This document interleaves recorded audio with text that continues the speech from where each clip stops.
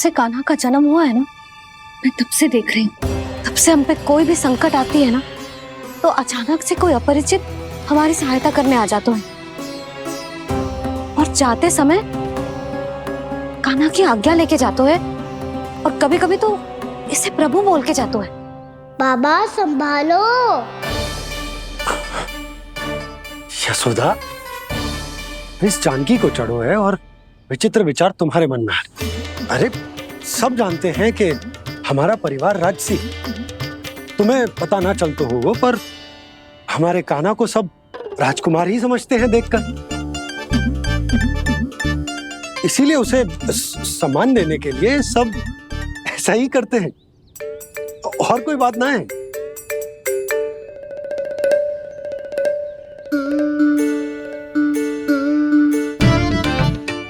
अब जे मेरे लल्ला को ऐसे क्यों घूर रहे हैं? बुरी दृष्टि लगाएंगे क्या? वैद्यराज जी, आपके सहायक तो गए, अब आप यहाँ क्यों? वो क्या है ना, मैं अपने रोगी का निरीक्षण करके पूरी तरह से संतुष्ट होकर ही जाता हूँ।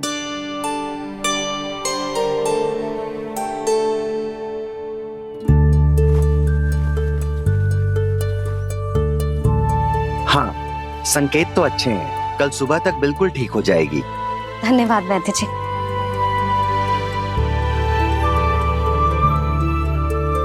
बस तो फिर हम कल पकड़न पकड़ाई खेलेंगे जानकी।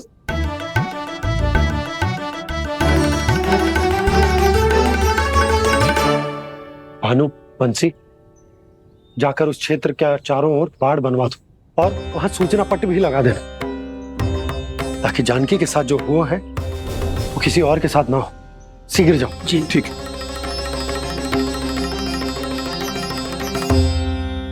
बाड़ और सूचना पट लगवाने से समस्या का समाधान नहीं होगा बाबा। निर्दोष पशु सूचना पट देखकर भी कुछ समझ नहीं पाएंगे।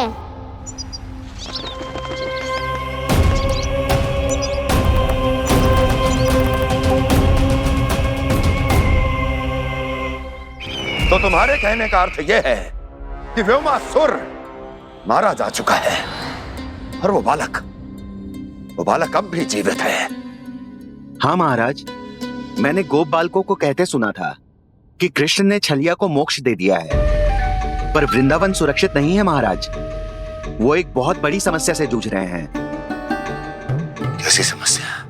गांव के निकट क्षेत्र में किसी विषैले सर्प का निवास है।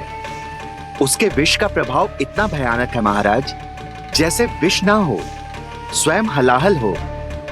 मेरी कोई भी औषधि रोगी का उपचार नहीं कर पा रही थी। निकट के क्षेत्र में कहां है वो सर्प? गोप मानते हैं कि वो सर्प गांव के निकट यमुना नदी के जल में रहता है।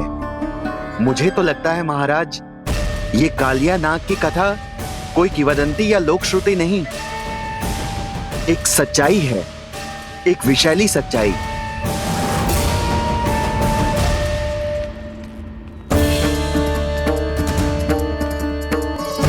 कालिया का सामना करने का समय आ गया है, पर उससे पहले मुझे बुलाना होगा उन्हें।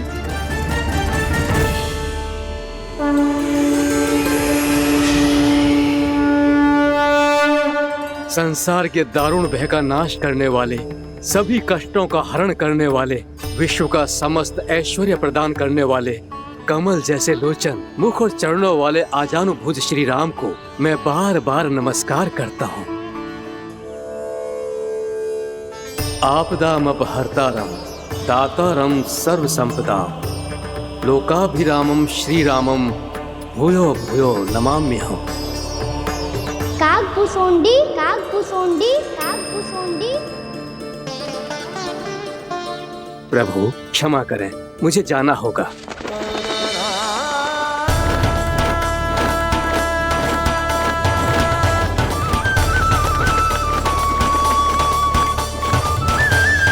प्रणाम प्रभु। अनेक बार मैं आपके दर्शनों के लिए आया प्रभु।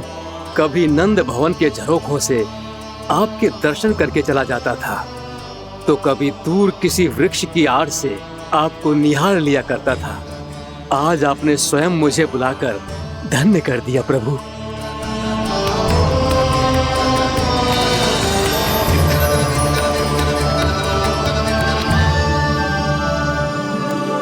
मैंने आपको यहाँ एक विशेष कारण से बुलाया है। आपके श्राप से इस कालिया नाग को मुक्त करने का समय आ गया है। ये तो बहुत ही उत्तम समाचार है प्रभु। इतने वर्ष बीत गए, मुझे आज भी स्मरण है वो दिन जब मैंने उन्हें श्राप दिया था। अपने क्रोध पर नियंत्रण खोकर बहुत बड़ी भूल कर दी थी मैंने प्रभु। बीती हुई घटनाओं पर दुखी होके कोई लाभ नहीं है। हमें भविष्य की ओर देखना होगा।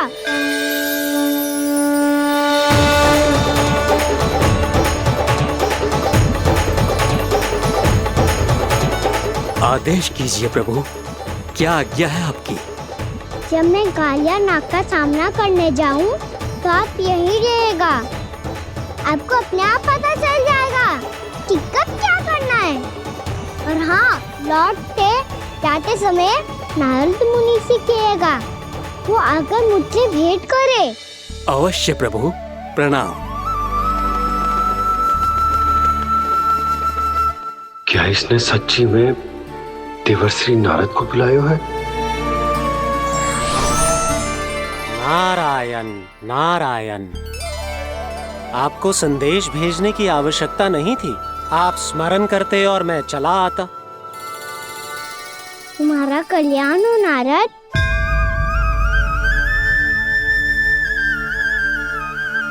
मैंने तुम्हें एक विशेष कार्य के लिए बुलाया है। आज्ञा दीजिए प्रभु। तुम्हें एक बार फिर कंस से भेंट करनी होगी। विचार कीजिए महाराज, क्या आप बिना किसी शंका के कह सकते हैं कि कौन सी पंखुड़ी पहली है और कौन सी आठवीं? उस दुष्ट से भेंट करना स्वयं कीचड़ में उतरने के समान है प्रभु। कमल पुष्प प्राप्त करना हो तो कीचड़ में उतरना पड़ता है नारद।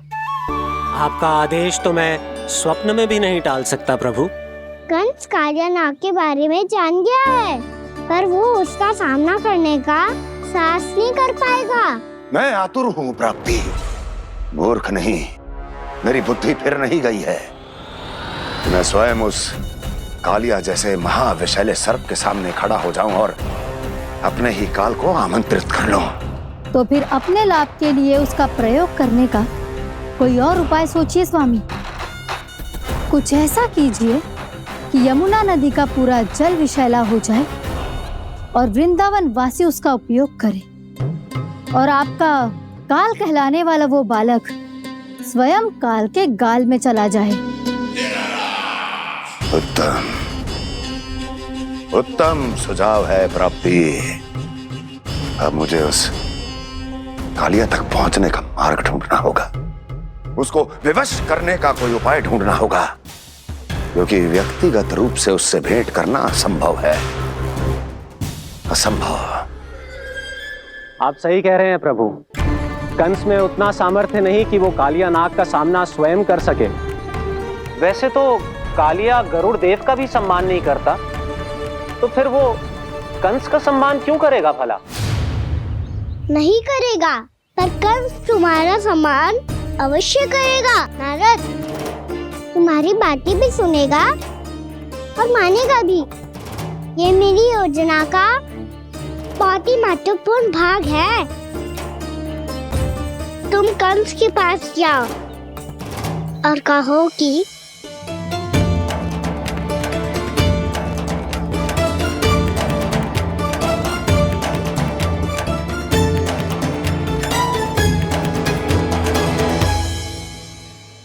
संतान अपने माता पिता को तीर्थ का सौभाग्य दिलाती, पर मेरा लल्ला कितना महान है कि उसने हमारे घर को ही तीर्थ बना दिया।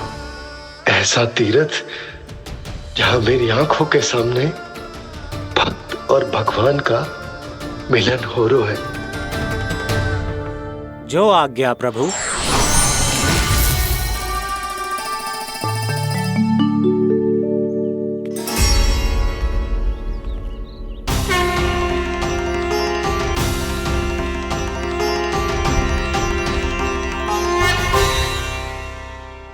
बाबा।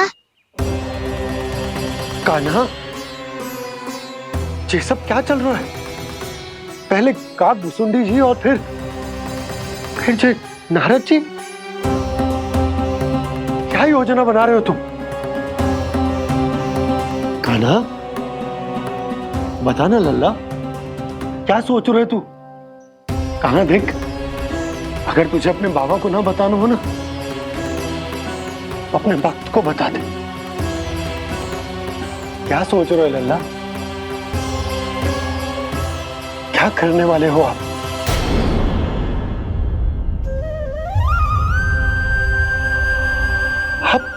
आप इतने दुखी क्यों हो? कान्हा, कान्हा, क्या होगा? क्योंकि मुझे आभास हो गया है बाबा, समय आने वाला है। कौन सा समय आने वाला है लल्ला? शीघ्र सब कुछ बदलने वाला है। भैया को मेरा सत्य पता चल जाएगा बाबा।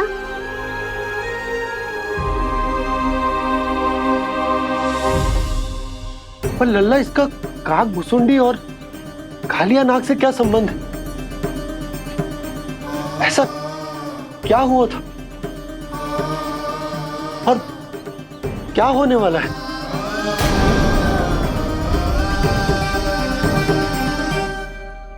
जो होने वाला है बाबा, उसका संबंध उससे है जो सैकड़ों वर्ष पहले हुआ था। महर्षि भृगु के एक वंशज थे वेद शिरोमुनि, जो विंध्याचल की पहाड़ियों में साधना कर रहे थे। तभी वहाँ अश्वशिरा नाम के एक दूसरे मुनि आमंत्रण के बिना ही आ गए। कितना सुंदर और शांतिपूर्ण आश्रम है। यहाँ प्रभु की साधना करने में बहुत आनंद आएगा। शीघ्र ही अश्वशिरा मुनि उपस्थिति के कारण होने वाले व्यवधान से बाध्य होकर वेद शिरोमुनि ने अपनी आंखें खोली। कौन हो तुम और यहाँ क्या कर रहे हो? आपके आश्रम में बहुत शांति है मुनिवर। साधना करने के लिए बहुत ही उत्तम स्थान है ये। मैं चाहता हूँ कि मैं भी यहाँ। आप यहाँ साधना करना चाहते हैं, लेकिन इतना भी नहीं जानते कि किसी के आश्रम में प्रवेश करने से पहले उसकी आज्ञा लेनी चाहिए। आप ये भी नहीं जानते कि यदि कोई यज्ञ कर रहा हो तो बिना अनुमति के वहाँ प्रवेश करने से उसकी यज्ञ साधना भंग हो सकती है। आप क्या साधना करेंगे मुनि? आप तो साधना के योग्य ही नहीं हैं। इतना अपमान! एक मुनि के मुख से इतने कड़वे शब्द शोभा नहीं देते। मैं तुम्हें श्राप देता हूँ, जितनी विषैली तुम्हारी जिह्वा है उतने ही विषैले सर्प बन जाओ तुम। और ऐसा सर्प जो सांस भी ले तो निकट का वातावरण दूषित हो जाए। तुम्हारे इस दुस्साहस के लिए मैं तुम्हें श्राप देता हूँ कि तुम अभी इसी क्षण कौवा बन जाओ, और ऐसा कौवा जो कांव कांव करके अनर्गल प्रलाप करता रहे।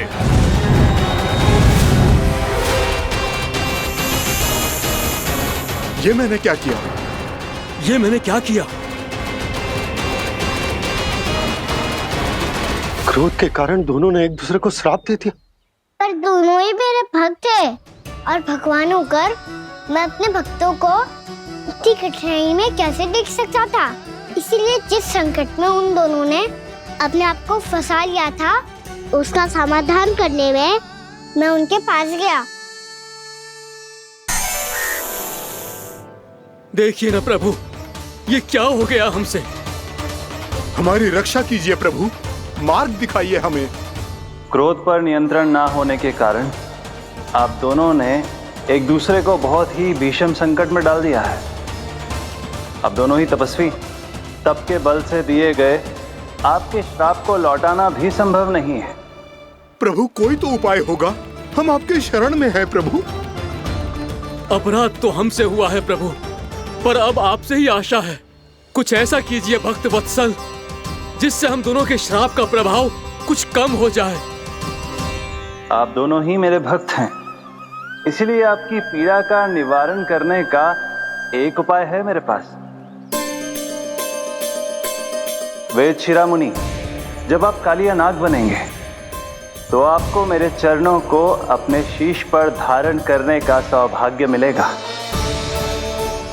और अश्र शिरोमुनि, आप काग योनि होने के बाद भी आप श्रेष्ठतम ज्ञान और सर्वाधिक यौगिक सिद्धियों के स्वामी होंगे और प्रवचन दिया करेंगे।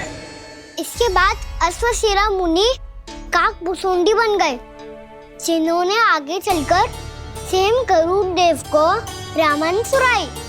और मुनि वेदशिरा, महर्षि कश्यप और देवी कत्रियों के पुत्र कालियानाग बनकर जल में, और अब वही कालियानाग जमुना जी में, जिनके कारण जानकी के प्राण लगभग चले ही गए थे। अब कालियानाग को उचित स्थान पर भेजने का समय आ गया है बाबा। पर ये तो अच्छी बात है कान, वेदशिरा मुनि को दिया हुआ तुम्हारा वचन भी पूरा हो जाएगा, जमुना जी की शुद्धि भी हो जाएगी। इस सब के बाद भी तुम दुखी क्यों हो? क्योंकि इसके बाद मैया के सामने मेरा रहस्य खुल जाएगा बाबा। उन्हें पता चल जाएगा कि उनका बालक कोई साधारण बालक ना है। भविष्य में जो होने वाला है उसे सबके सामने घटने से रोकना मेरे लिए भी संभव ना होगा। मैया को सब पता चल जाएगा। क्या पता चल जाएगा रे मुझे?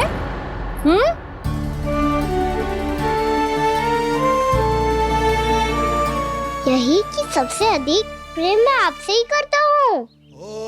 अब बस भी कर, चलो भोजन के लिए बुलाने आई थी तुम दोनों को। भूखा थोड़े ना रहने दूंगी अपने लल्ला को, मेरा लल्ला दुर्बल हो जाएगा ना। आप खिलाओगे तो ही खाऊंगा। हाँ ठीक है, मैं ही खिलाऊंगी। अब चल, आओ जी चल।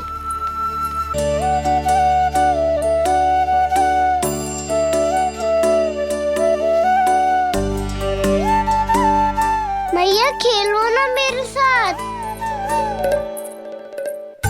मैया सुनो ना, मेरी बात ना मानोगी? अभी बहुत कार्य पड़े लल्ला, देख जानकी को औषधि भी देने जानो है ना। औषधि मैं दे दूंगा, फिर तो खेलोगी ना आप मेरे साथ। पिछले कुछ दिनों से अपनी मैया का अधिक से अधिक प्रेम पाने का प्रयास करो है कान्हा। इसका तो एक ही अर्थ हो सकता कि कछु बहुत बड़ो होने वालों है। कान्हा रुक जा लल्ला। कान्हा क्यों तंग कर रहा है? मैया को पहन लेना। कान्हा, कान्हा, ये क्या करो तूने?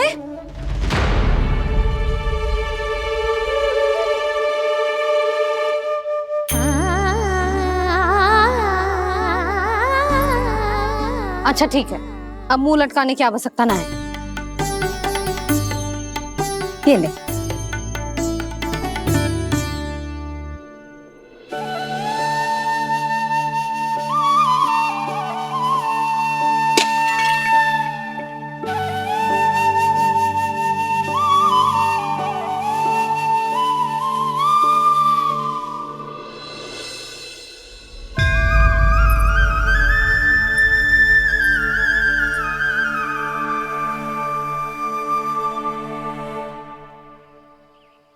तंग करे मैया को खिजाए, खेले रूठे मनाए,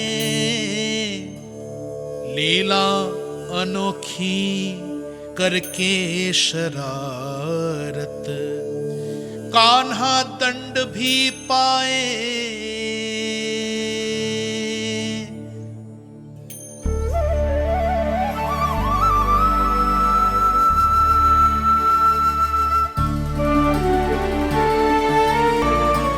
रूठना मनाना, खेलना खिलाना, पहले शरारत करके क्रोध दिलाना और फिर क्षमा मांग लेना, ये सब जानबूझकर कर रहे है कान्हा। जैसे जीवन भर के लिए अपनी मैया की ममता को अपने हृदय में समेट कर रखना चाहते हो। कैसे कैसे करूं उस कालिया से मित्रता, कैसे करूं उसका उपयोग?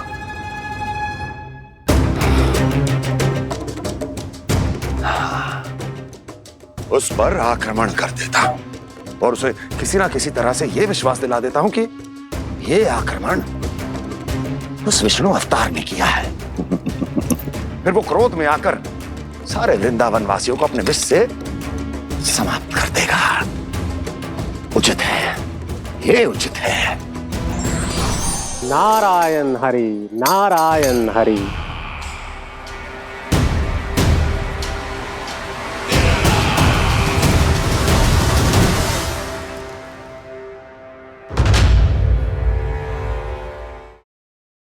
नारायण हरि, नारायण हरि।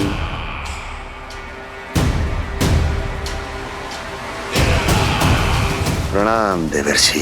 किस योजना में कितना लाभ है और कितनी हानि, यह आंकलन करते करते थक गए होंगे मथुरा नरेश। देवर्षि, आज मेरा ध्यान कैसे आ गया आपको? आप तो सदैव ही मेरे ध्यान में रहते हैं महाराज कंस। सत्य तो यह है कि मथुरा में जो भी हो रहा है मुझसे छिपा हुआ नहीं है। मैं जानता हूं कि आप किसी भी असुर को वृंदावन क्यों ना भेजें, और वो असुर कितना भी शक्तिशाली क्यों ना हो, कृष्ण का सामना नहीं कर पाता।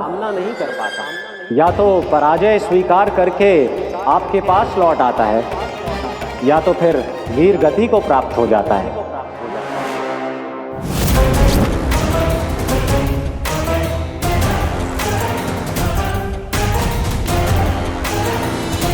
वाह, मुझे मेरी असफलताएं स्मरण कराने आए हैं, मेरे घाव को खुरेदने आए हैं, उन पे नमक छिड़कने आए हैं। मित्र को शत्रु समझने की भूल मत कीजिए महाराज कंस। मैं तो आपकी सहायता करने आया हूं। हाँ, और मेरी सहायता। कृष्ण विष्णु अवतार है, आप विष्णु के भक्त हैं। मैं हूं विष्णु द्रोही, फिर भी तो आपके आराध्य को हानि पहुंचाना चाहता है, उसकी सहायता करना चाहते हैं आप। क्या आप निश्चित रूप से कह सकते हैं कि आप ब्रह्मांड के सभी नियमों को अच्छी तरह समझते हैं? अवश्य। आपके लिए बस इतना ही जानना पर्याप्त होगा कि मैं जो कुछ भी कर रहा हूं उसके लिए मेरे व्यक्तिगत कारण हैं। मैं तो बस आपके हित में पिछली बार की तरह एक सुझाव लेके आया था, पर यदि आप मेरा सुझाव सुनना भी नहीं चाहते तो आपकी इच्छा। नारायण हरि, नारायण हरि। कारण चाहे जो हो, इनके पिछले सुझाव के कारण ही आज मेरे शत्रुओं की संख्या कम है। अन्यथा मैं देवकी के अन्य पुत्रों को भी जीवित छोड़ देता, और आज वो सब अपने भाई के साथ मिलकर उसकी शक्ति को अनेक गुना बढ़ा देते हैं। ठहरिए देवऋषि।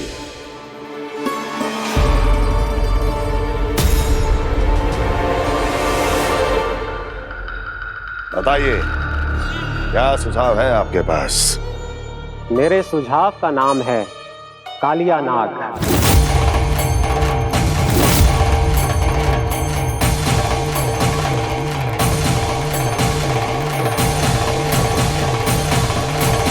उसके विषय में मैं जानता हूं देवर्षि।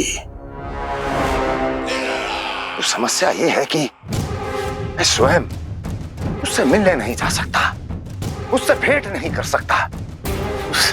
उस कृष्ण की हत्या के लिए उसको वृंदावन जाने के लिए तैयार नहीं कर सकता। तो मत जाइए उसके सामने, और ना उसे भेजिए कृष्ण के सामने। हर बार आप किसी न किसी असुर को अपने शत्रु के क्षेत्र में भेजते हैं, जहां शत्रु उसका सामना करने के लिए पूरी तरह से तैयार होता है और आपका असुर मारा जाता है। इस बार शत्रु को युद्ध स्थल चुनने का अवसर मत दीजिए महाराज। इस बार योजना का जाल ऐसे बुनिए कि कृष्ण स्वयं उसके पास जाने के लिए विवश हो जाए। कालिया नाग स्वयं काल है, मृत्यु का दूसरा नाम है। उसके विष का उपयोग अपने लाभ के लिए कीजिए महाराज। वैसे कालिया के विष की अधिकता का अनुमान तो होगा ही आपको।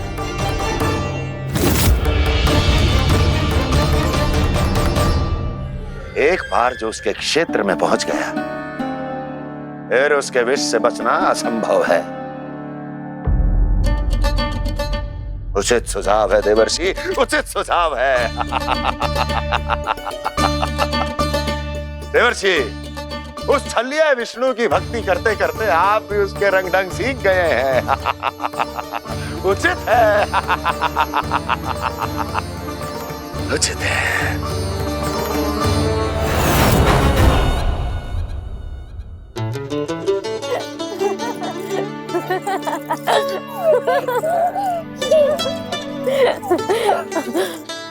बस बस, बहुत आनंद ले लियो लल्ला। बस अब दूध पी ले। ठहर ठहर, गर्म है। जी ले पी।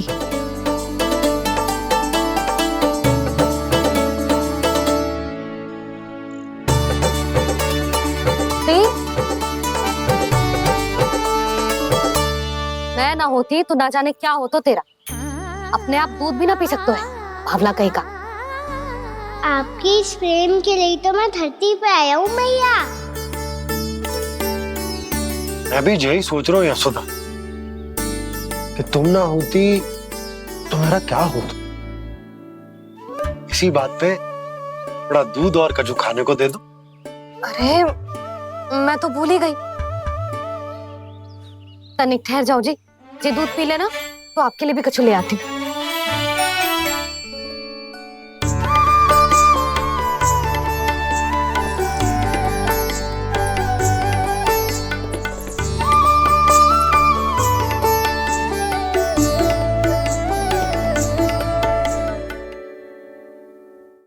प्रणाम महाराज। आपकी आज्ञा के अनुसार बिल्कुल वैसा ही पत्र तैयार किया है जैसा आप चाहते थे।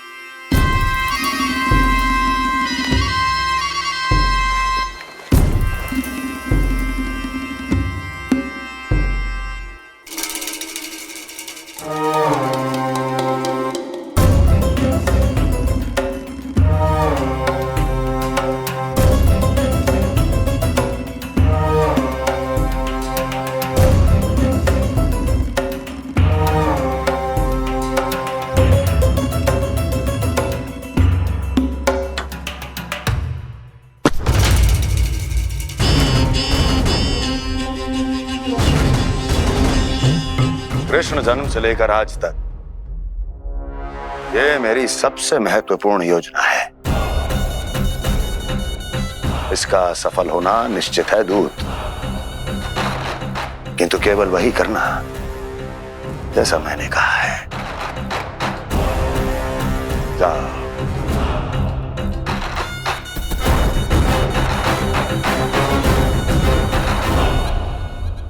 कान्हा,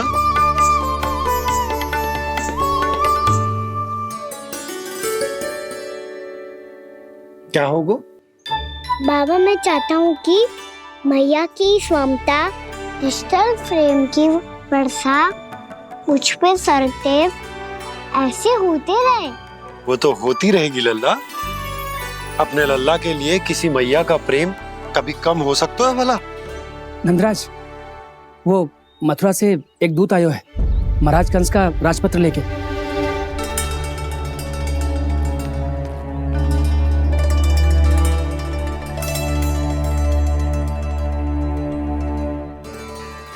कान्हा अब क्या करने वाला है? तेरे बाबा कहाँ गए? हाँ? कंस मामा का खेल आरंभ हो गया है, पर मैया वो सब सुनेगी तो व्यर्थ चिंतित हो जाएगी। बस थोड़ा बाहर गया मैया, कछु खा लिया से। बाहर इस समय? मैया क्या होगा? मैया देखो ना, पीठ पे कुछ हो रहा है। मेरा हाथ ना पकड़ो, आप करो ना। यहाँ? क्षमा करना मैया, पर अभी बाबा को ही संभालने दो ये सब। कहिए, क्या संदेश लाए हैं आप? नहीं नंदराज नहीं। महाराज कंस का आदेश है कि ये संदेश सभी गांव वालों के साथ ही पढ़ा जाए। ठीक है, मैं गांव वालों के सामने पढ़ दूंगा, पर मुझे तो दीजिए पढ़ने के लिए। महाराज की आज्ञा का पालन करना आपके लिए भी आवश्यक है नंदराज। सभी गांव वासियों की सभा बुलाइए। बंसी, सभी गांव वालों की सभा बुलाओ। राजपत्र में ऐसा क्या संदेश भेजो है कंस ने? अब मेरे पत्र को पढ़कर सब भौचक के रह जाएंगे। और वो कृष्ण, उस कृष्ण के पांव के नीचे से तो भूमि खिसक जाएगी, आकाश फट पड़ेगा, बिजलियां गिर जाएंगी। प्राप्ति, ओ प्राप्ति, कंस का पत्र है। स्वयं को बहुत अधिक शक्तिशाली समझता है ना वो। अब देखता हूं कैसे वो इस महासंकट का सामना करता है। वो कृष्ण, वो अपनी मृत्यु स्वयं चुनेगा या मृत्यु की वेदी पर चढ़ा देगा। प्रिय वृंदावन वासियों को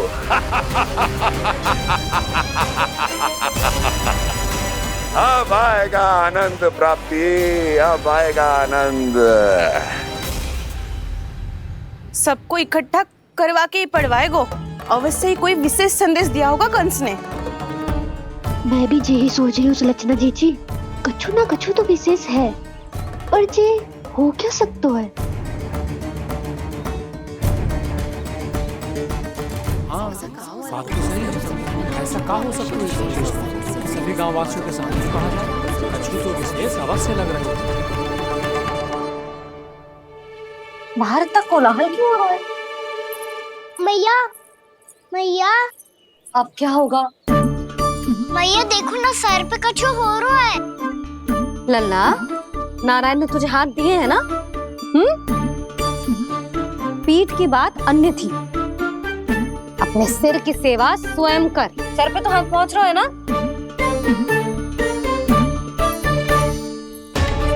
मैया सुनो ना, मैया देखो ना, तीव्र कर कछु हो रहा है।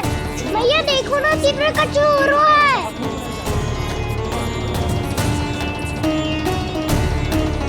सब लोग आ चुके हैं, अपना संदेश सुनाइए आप। गोपराज नंद और सभी वृंदावन वासियों को सूचित किया जाता है कि मथुरा अधिपति और आप सभी के महाराज कंस ने कल सुबह भव्य पूजा का आयोजन किया है।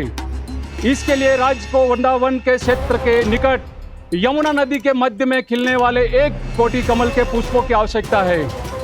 इसीलिए आप सभी को यह आदेश दिया जाता है कि ये सभी कमल के पुष्प प्रथम पहर से पहले राजसभा में पहुंचा दिए जाए।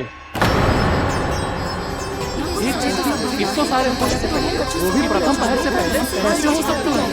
यदि आप ऐसा करने में असफल रहे तो इसे राज आज्ञा का उल्लंघन माना जाएगा और राजद्रोह के आरोप में आप सभी को कड़े से कड़ा दंड दिया जाएगा। स्मरण रहे, यदि कल की पूजा में इन 1 कोटि कमल के पुष्पों का ना पहुंचने के कारण कोई व्यवधान आया तो समस्त वृंदावन वासियों को दोषी माना जाएगा और पूरे गांव को निवासियों सहित धूल में मिला दिया जाएगा। कल प्रथम पहर तक का ही समय है आप सबके पास।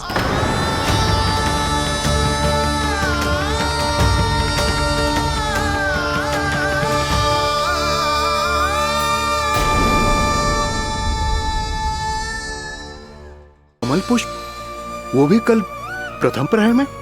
ऐसे कैसे संभव है?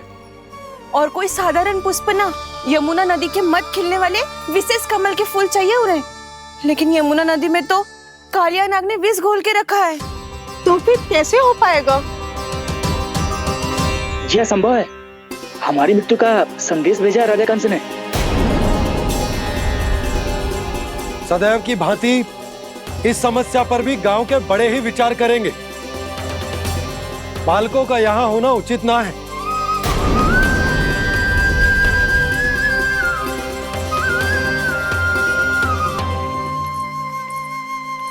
लल्ला, ले जे गेंद ले, जा अपने सखाओं के साथ खेल। सुबह उज्जवल, मधुमंगल वसंता, देखो मैया ने क्या दिया है। चलो खेलें, बहुत आनंद आएगा आज।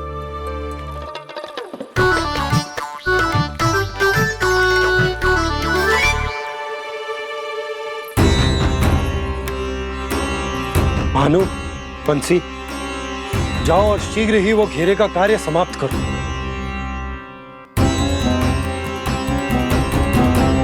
पर कछु ना कछु तो करना पड़ेगा ना।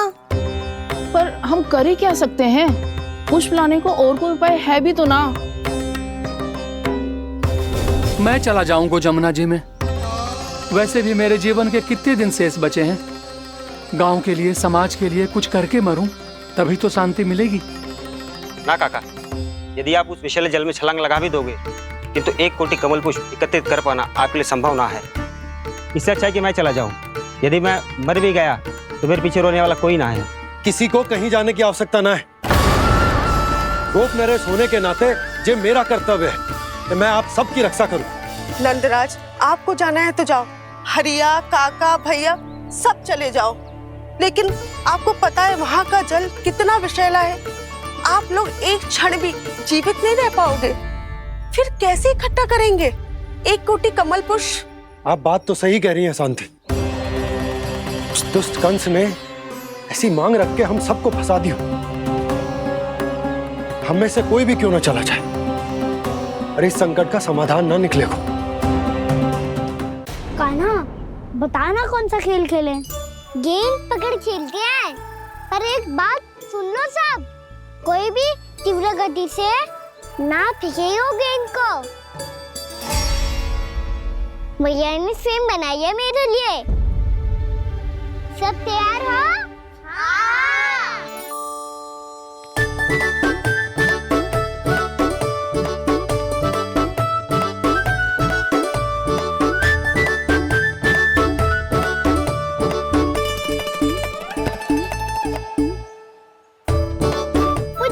मुझे दो।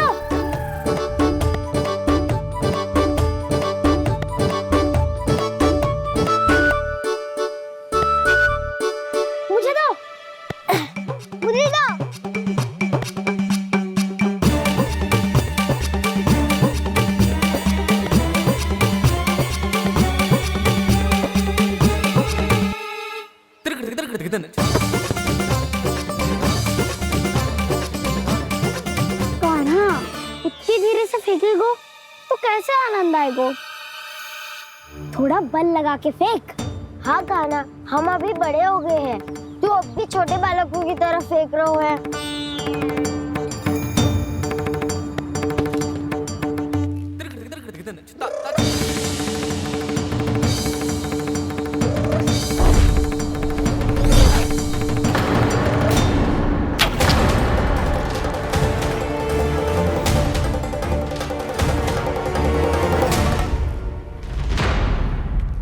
दीदी जी क्या करो कान्हा? गेंद तो डूब गई।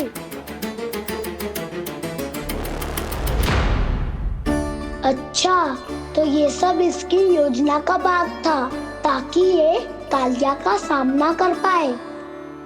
तुम सबने तो कही थी तीव्र गति से फेंको। देखो फिकवा दी ना मेरी गेम। मुझसे नदी में। अब मुझे जाके लानी पड़ेगी। रुक जा कान्हा। जी क्या बोल रहे थे कान्हा? इसमें तो बहुत संकट है। कोई भी संकट मेरी मैया का उपहार खोने से बड़ा ना है। बहुत प्रेम से बना के उन्होंने दी थी। हे नारायण, कोई उपाय समझ में ना आ रहा है। भैया, हम कैसे करेंगे हम अपने गांव की रक्षा? कीड़े पड़ेंगे उस दुष्ट को। यदि उसके कारण किसी के प्राण चले गए तो कौन सा फल मिलेगा उसे इस पूजा का? तुम सही कह रही हो यशोदा। और हमारे पास कोई और दूसरा विकल्प भी तो ना है। यदि हमने मथुरा की राज आज्ञा का पालन ना किया तो इसका दुष्परिणाम पूरे गांव को भुगतना पड़ेगा।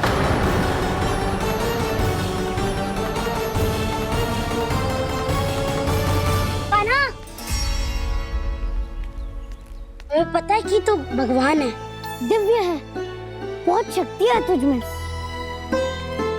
पर फिर भी हम तुझे विषैले जल में ना जाने दे सकते। कुछ होगा तो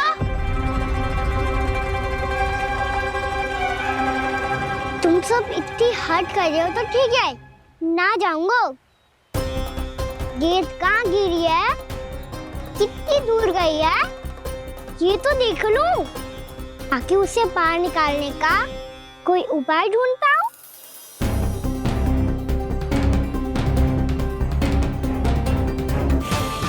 हाँ।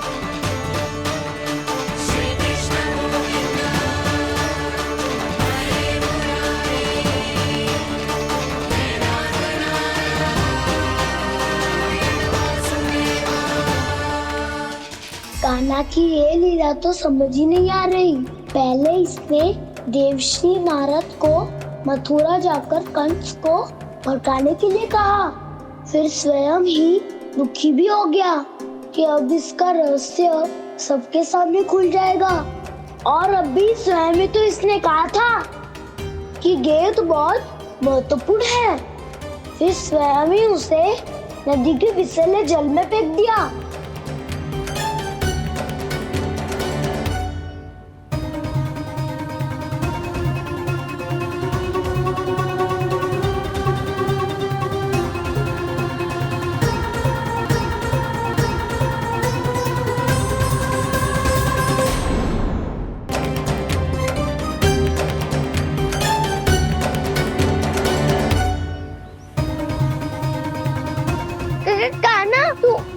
ऊपर क्यों चढ़ रहा है? अरे ऊंचाई से देखूंगा तभी तो गेंद दिखेगी।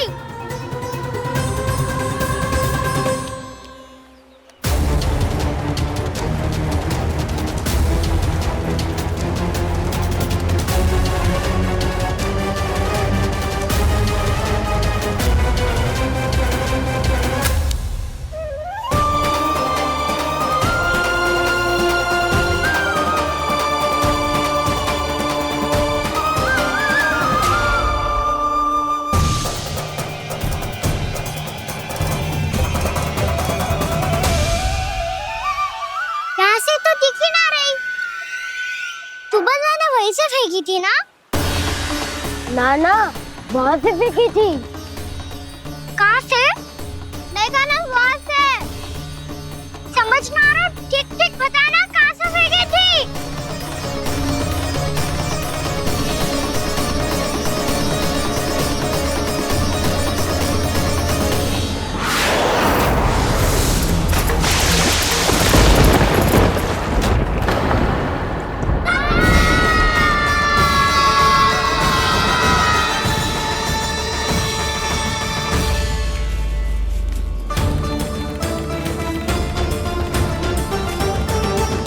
कालिया नाग के क्षेत्र में जाकर कोई भी जीवित वापस ना लौट सको।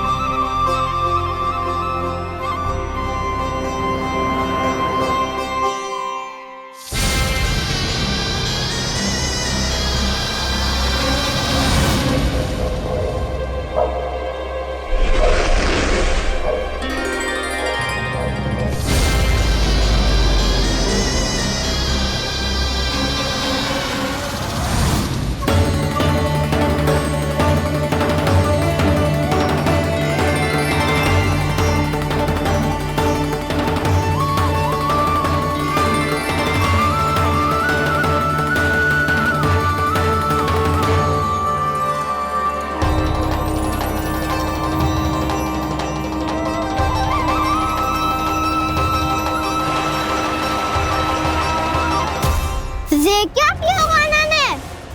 कालिया नाग तो उसे देखते ही निकल जाएगा।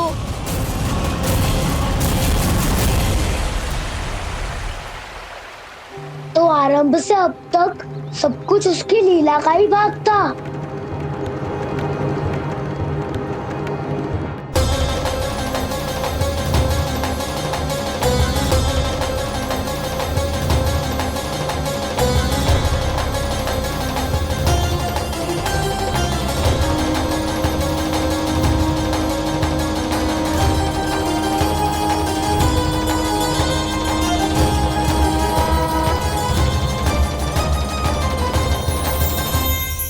इतना सुंदर रूप, मन मोहने वाली मुस्कान, अद्भुत तेज और भगवान जैसी दिव्यता।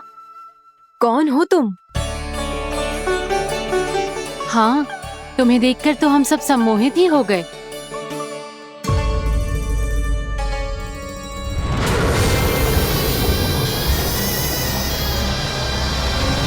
तुम जो भी हो बालक, वापस लौट जाओ। हमारा हृदय तुम्हें ही देखते रहना चाहता है, किंतु यदि हमारे पति जाग गए तो तुम्हें अवश्य हानि पहुंचाएंगे। ये बहुत विषैले है बालक, कालकोट जैसे भयानक। इनके विष से तुम नहीं बच सकोगे। नंदराज, कालिया नाग के विष का प्रभाव बढ़ते ही जा रहा है।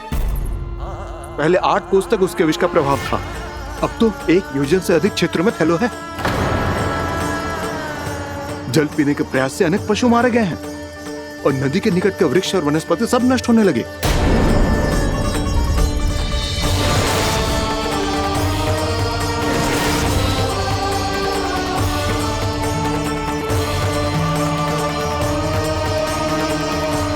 इनके विष की तीव्रता इतनी अधिक है बालक कि इनके संपर्क में आने वाले को तड़पने का भी अवसर नहीं मिलता। इनके विष की अग्नि क्षण भर से भी कम समय में प्राणवायु को जलाकर राख कर देती है।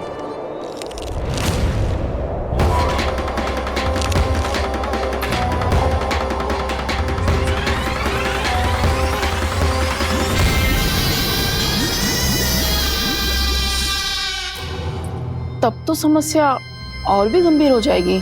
मैंने तो सुनो है कि कालिया नाग कम से कम 2 योजन लंबा है, सैकड़ों फन है उसके।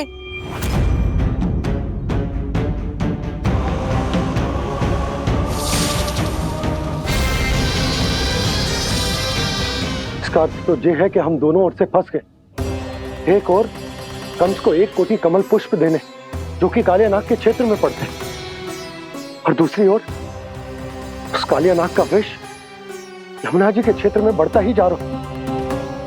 इसके कारण हम ही नहीं, निर्दोष पशु पक्षी भी संकट में।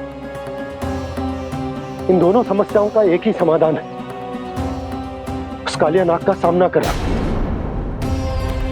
और ये ना समझ आ रहा कि हम ये करेंगे कैसे, क्योंकि ये बात साधारण मनुष्य के बस की ना है। हमारे लिए ये असंभव है।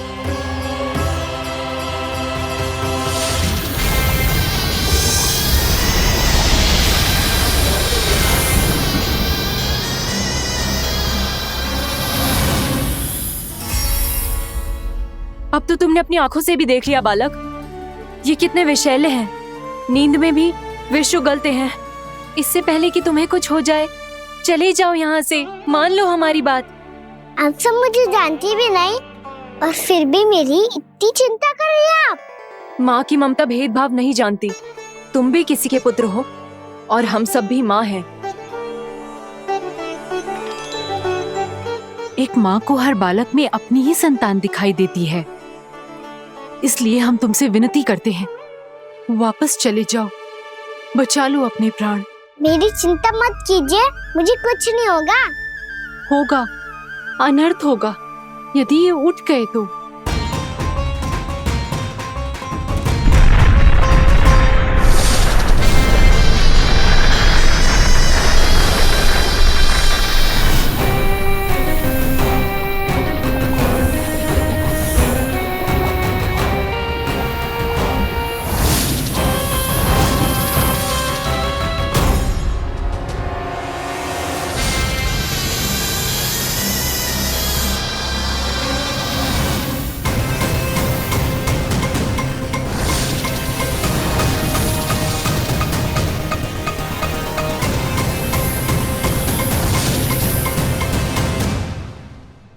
सामने होते हुए भी अपने इश्क को केवल वही देख सकता है जो अपना अभिमान त्याग चुका हो। पर पूर्व जन्म में मेरा भक्त होने के नाते मेरा सत्य स्वरूप देख पाने में मुझे इसकी सहायता करनी चाहिए।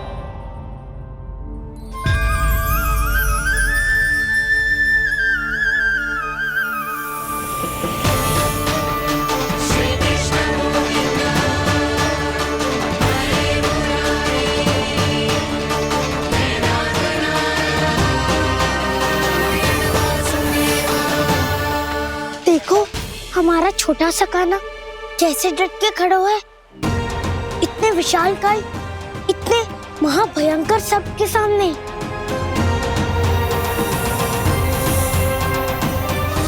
ये कोई भगवान नहीं है जो इसके सामने हाथ जोड़ रही हो तुम सब।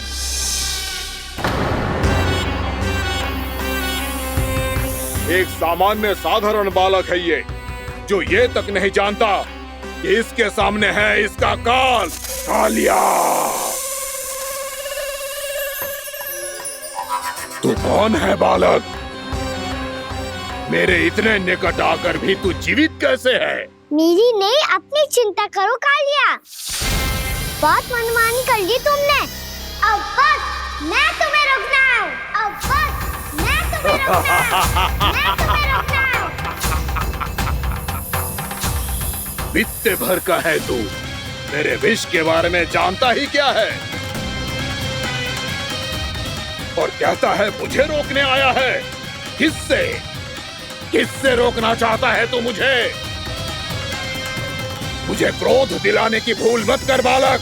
अपनी फुंकार से ही तेरी इस मुस्कुराहट को अंतिम मुस्कुराहट बना सकता हूं मैं। शीघ्र बता, कौन है तू और किसने भेजा है तुझे? तुम्हें आवाज भी है कि अपनी पुकारों से तुम कितना विष भूल चुके हो। पवित्र यमुना नदी को कितना दूषित कर दिया तुमने। और यही नहीं, तुम्हारे कारण निकट के जीव जंतुओं, वृक्ष, वनस्पतियों सबको हानि पहुंच रही है। तो क्या? मुझे उससे क्या? मुझे है आपत्ति है मुझे तुम्हारी इस व्यवहार से, और इसीलिए तुम्हें यहाँ से जाना होगा, यहाँ से जाना होगा।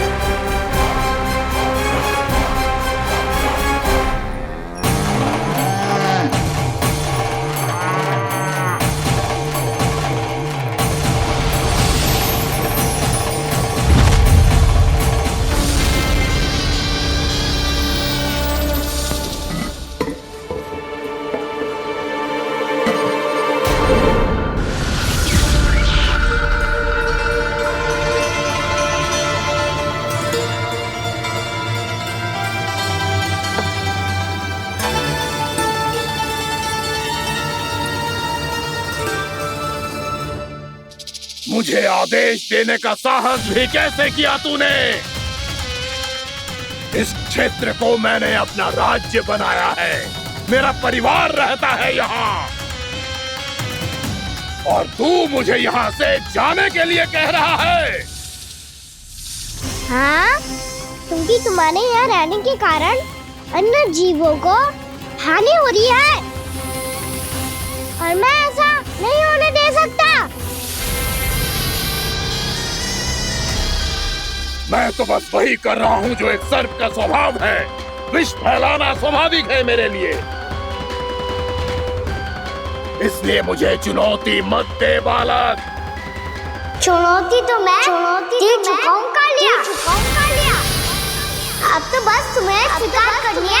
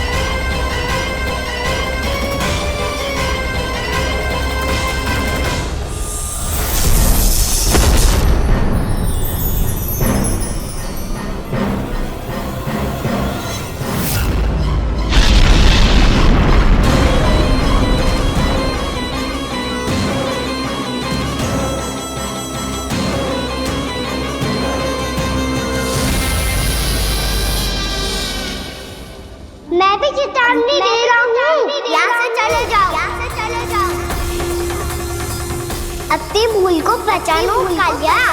तुम जो कर रहे हो अनुचित है।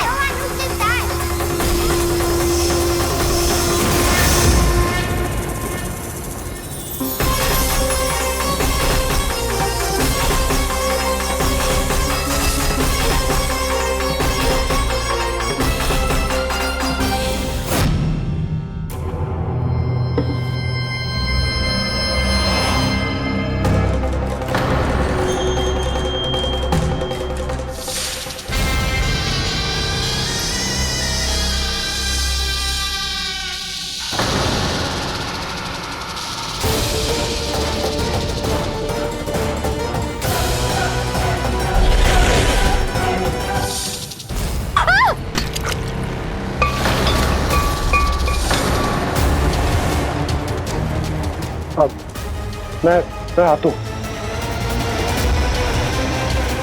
क्या हो गया सुधा? मुझे आवाज हो रहा है जी, कछु ना कछु गड़बड़ है। यशोदा, जो समस्या हमारे सामने है, हम सभी उसका समाधान खोजने में जुटे। तुम विश्वास करो, मैं कोई ना कोई समाधान अवश्य ढूंढ लूंगा। हम कैसे भी करके वो कमल के पुष्प उस कंस तक पहुंचा देंगे। नाना, समस्या उससे कहीं अधिक है, उससे कहीं अधिक बड़ी, उससे कहीं अधिक भयानक है।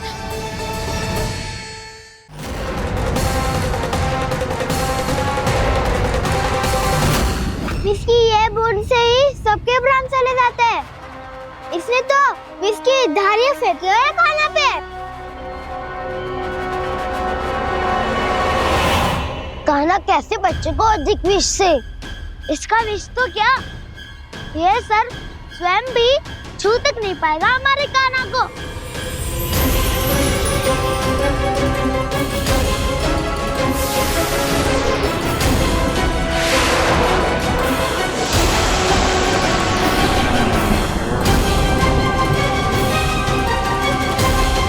तुम्हारे सखा को, मेरे भाई को कोई हानि नहीं पहुंचा पाएगा। ये कान्हा का सत्य चाहे जो हो बलराम, पर अभी तो जो एक बालक ही है ना। देखो कैसे विष के कारण स्थिर हो गया है।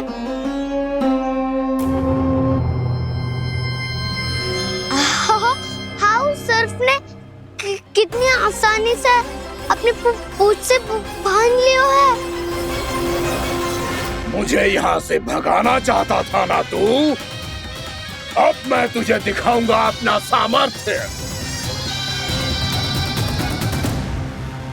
ये मूर्ख किसे बांधना चाहता है अपनी पूंछ में? उन्हें जिनका विस्तार सारे ब्रह्मांड में है, या उन्हें जो स्वयं अनंत है? पर देवराज, प्रभु ऐसा करने ही क्यों दे रहे हैं कालिया को? आप सब भूल रहे हैं देवगण। कालिया पूर्व जन्म में प्रभु का बहुत बड़ा भक्त था। उसी भक्ति का फल मिल रहा है अब इसे। वैसे भी भक्तों के मन का भाव सबल हो तो भगवान तो सहज ही बंध जाते हैं।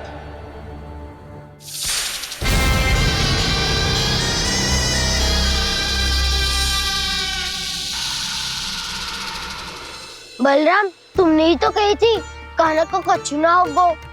देखो दुष्ट ने चारों ओर से जकड़ लियो है।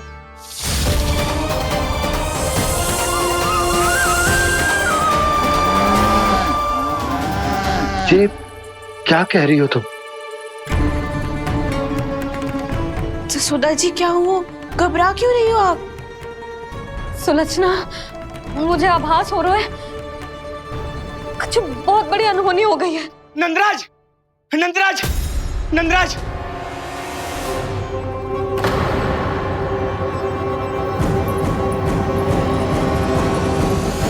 नंदराज, कान्हा ने जमना नदी में छलांग लगा दी है। कान्हा ने जमना नदी में छलांग लगा दी है। कान्हा ने जमना नदी में छलांग लगा दी है। कान्हा जमना में कूद गया है।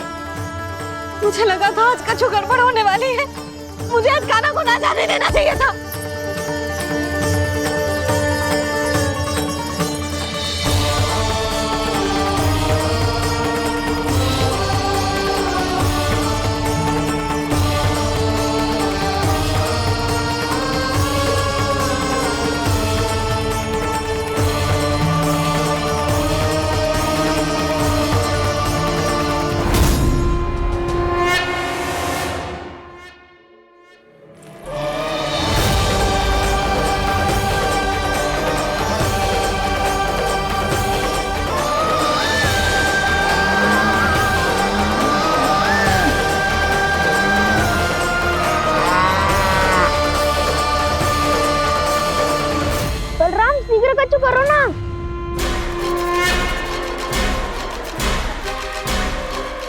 कुछ भी करो पर कान्हा को बचाओ।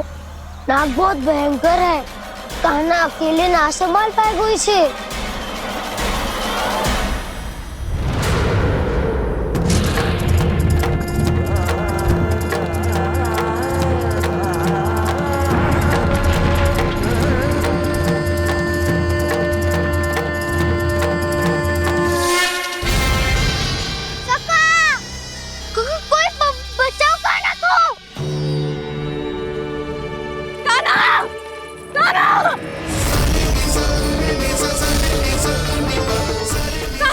यशोदा, यशोदा रुको। छोड़ दो मुझे, छोड़ दो मुझे। जीजी संभालो, बावली हो गई क्या? जीजी संभालो।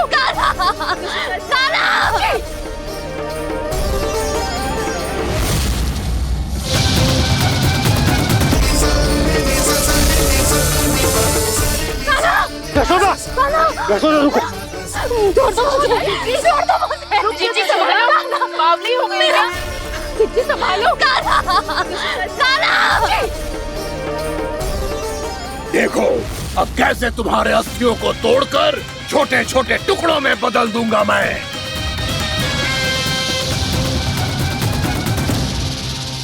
अगर जी आप जाओगी तो आप भी फंस जाओगी। अपने लल्ला के लिए मैं किसी भी संकट का सामना करने के लिए तैयार हूँ। छोड़ो ना यशोदा, हमें कोई और उपाय खोजना पड़ेगा। कोई और उपाय? आप देख ना रही मेरा कान्हा किस दशा में है। कान्हा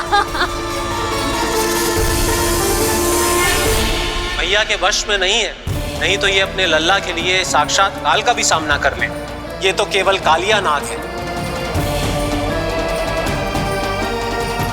हे नागराज, आप मेरे प्राण ले लो पर कान्हा को छोड़ दो। ना नागराज, आप मेरे प्राण ले लो, मैं विरोध भी ना करूंगी। ना नागराज, आप मुझे मार दो पर मेरे कान्हा को छोड़ दो। ना ना ना ना नागराज, मेरे प्राण ले लो, हमारे कान्हा से क्या शत्रुता है आपकी? प्रभु के लिए जो प्रेम यशोदा मैया के हृदय में है, वही इन सभी गोपियों के हृदय में भी है।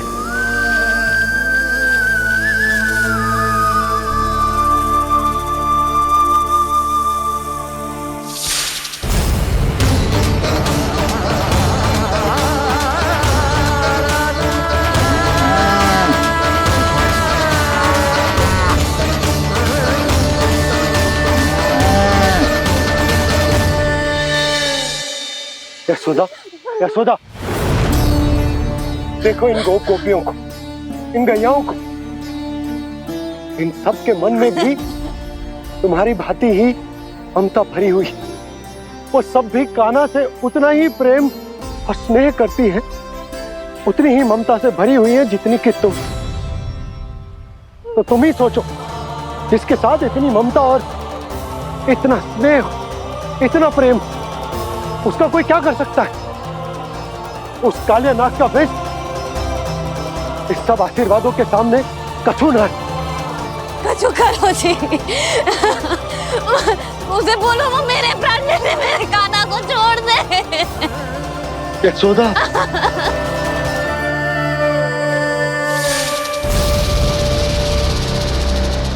केवल इन्हीं में नहीं देवराज, नाग पत्नियों के हृदय में भी ममता का वही प्रेम उमड़ रहा है। देखिए। मैं आपके हाथ जोड़ती हूँ स्वामी, इस बालक को छोड़ दीजिए। ये अवश्य ही कोई दिव्य आत्मा है स्वामी।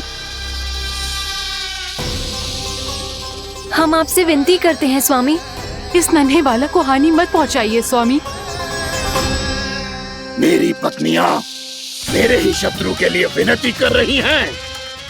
अब यदि इसके पक्ष में एक शब्द भी कहा तुम सबने, तो मैं इस बालक से पहले तुम सबके प्राण ले लूंगा।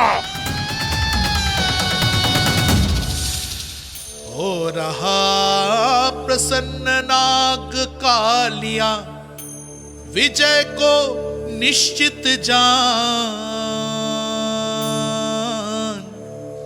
रोते बिलखते व्याकुल सब, संकट में देख कान्हा के प्राण।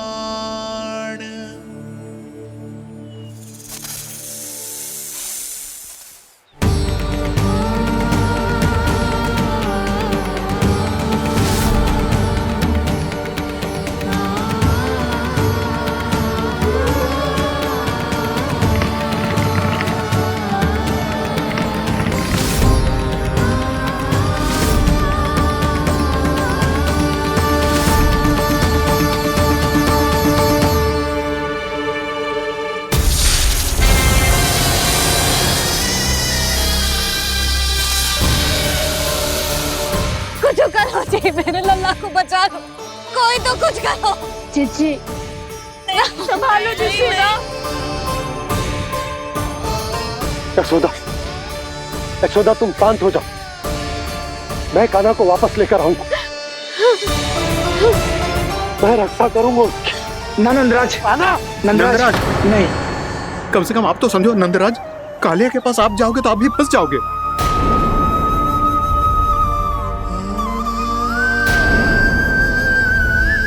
बलराम, तेरा भाई इतनी भीषण संकट में है और तुझे जरा भी दुख ना हो रहा?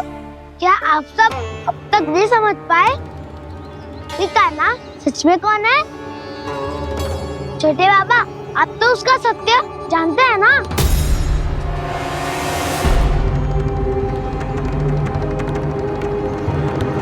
मानता हूँ कि आप सब कान्हा के रहस्य के बारे में नहीं जानते, पर क्या उसके जन्म से आज तक घटी एक से बढ़कर एक विचित्र घटनाओं को भी भूल गए हैं आप सब?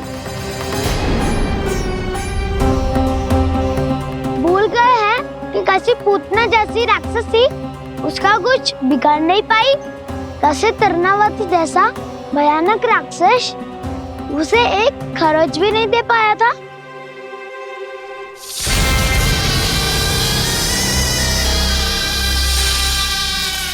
आप सबने अपनी आंखों से देखा था ना, बकासुर से कान्हा की रक्षा करने देवता स्वयं आए थे, पर सत्य तो ये है कि वह सभी देवता भी उस असुर के सामने असमर्थ हो गए थे। तब कान्हा ने बहुत ही आसानी से उस भयंकर असुर का वध किया था, एक ही बार में धराशायी कर दिया था उसे।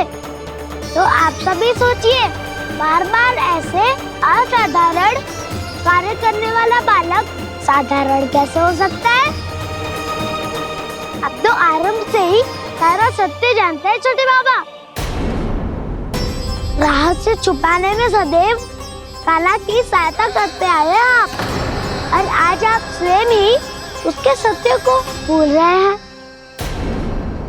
और तुम सब भी तो जानते हो कान्हा की शक्तियों के बारे में, तो क्या तनिक भी विश्वास ना है अपने सखा पे? बलराम, जे तू क्या कह रहे है? मैंने जो कहा उसका एक एक शब्द सत्य है छोटी माँ। यदि प्रभु की इच्छा हुई तभी कुछ ही क्षणों में सब कुछ अपनी आंखों से स्वयं अनुभव कर लेंगे आप।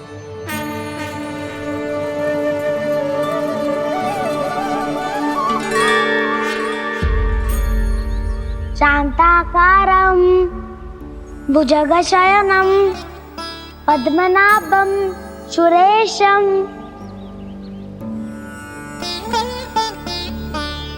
विश्वाधारं गगनसदृशं मेघवर्णं शुभांगं लक्ष्मीकान्तं कमलनयनं योगी वीरध्यानगम्यम्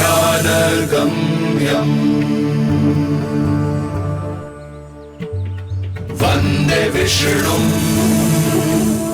भवभयहरं सर्वलोकैकनाथम्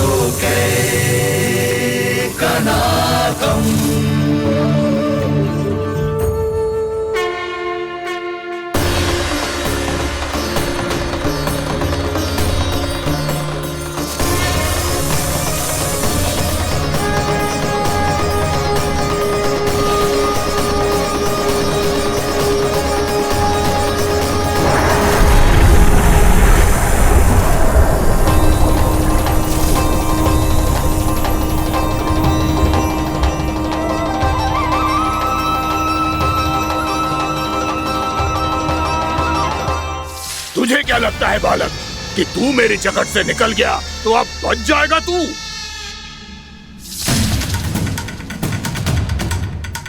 मेरे विष से अपनी प्राण रक्षा करने में सफल रहा, मेरी जगत से भी छूट गया, पर मेरे दंश से नहीं बच पाएगा।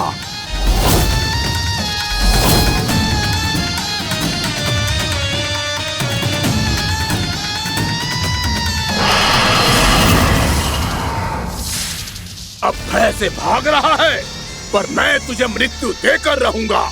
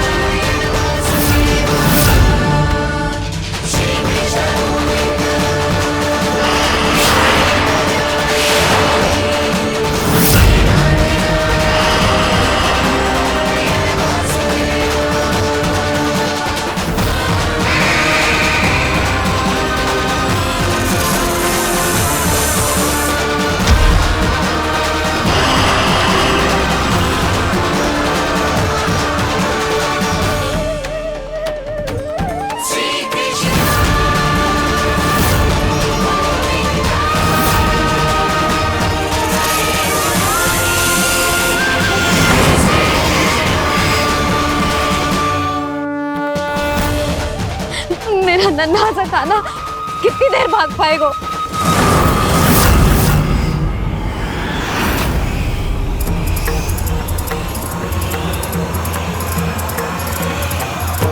और कितनी प्रतीक्षा करोगे मेरी भक्त कालिया? भक्त नहीं, काल हूँ मैं तेरा। जब अहंकार का मुकुट बुद्धि को ढक लेता है तो भक्त अपने भगवान को भी नहीं पहचान पाता। व्यर्थ की पहेली में मत उलझा बालक। ना मैं भक्त हूँ और ना तू भगवान।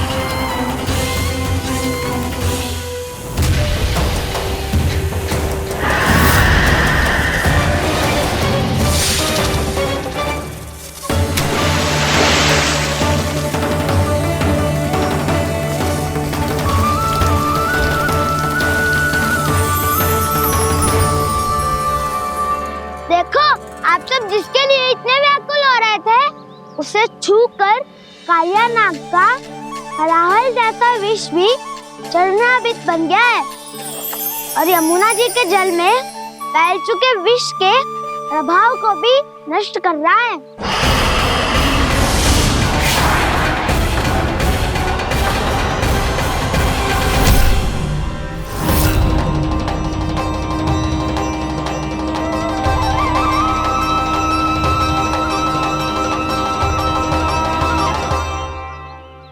धर्म रक्षक, अधर्म विनाशक प्रभु श्री कृष्ण का कौशल सचमुच अद्वितीय है।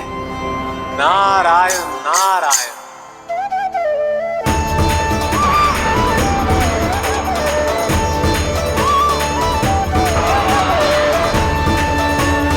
मेरा भार तुम्हारे भीतर के अहंकार का प्रतीक है कालिया। अब तुम्हारा अहंकार, तुम्हारा अज्ञान मेरे पाँव के नीचे है और तुम्हारी पूंछ अर्थात तुम्हारे प्राण मेरे हाथ में। तुम क्या करोगे भक्त?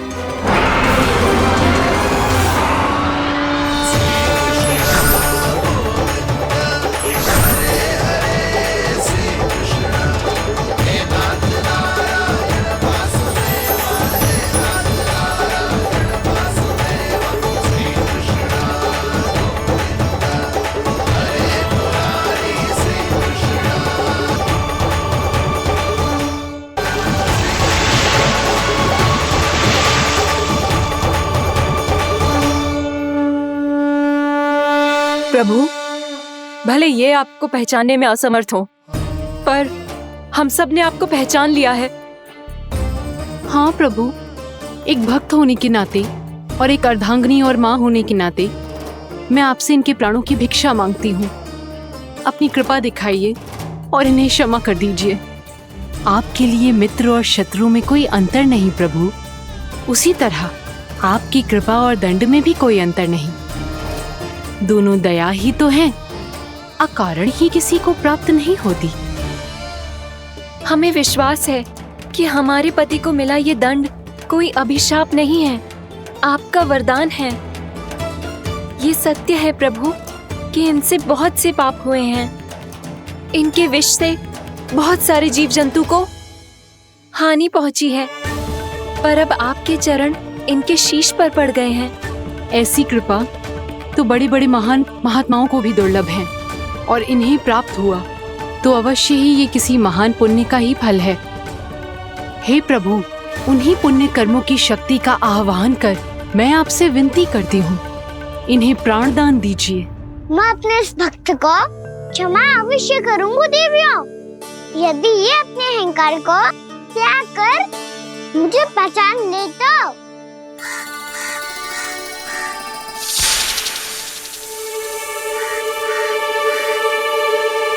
मैं तुम्हें श्राप देता हूँ, जितनी विषैली तुम्हारी जिह्वा है उतने ही विषैले सर्प बन जाओ तुम।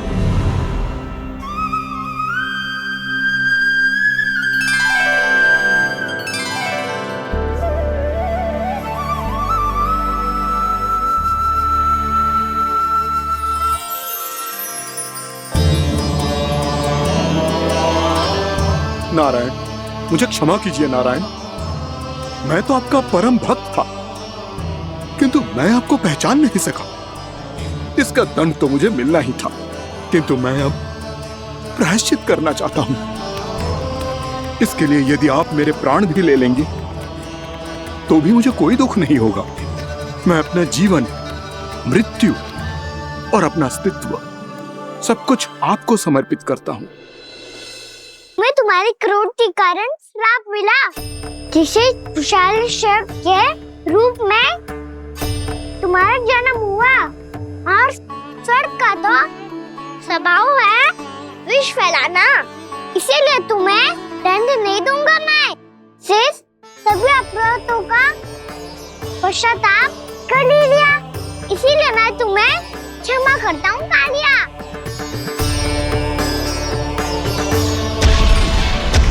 पर तुम्हें यहाँ से दूर समुद्र के बीच जाकर रहना होगा, जहाँ किसी निर्दोष का जीवन तुम्हारे विष से प्रभावित न हो। मैं चाहकर भी आपकी इस आज्ञा का पालन नहीं कर सकता। मैं असमर्थ हूँ।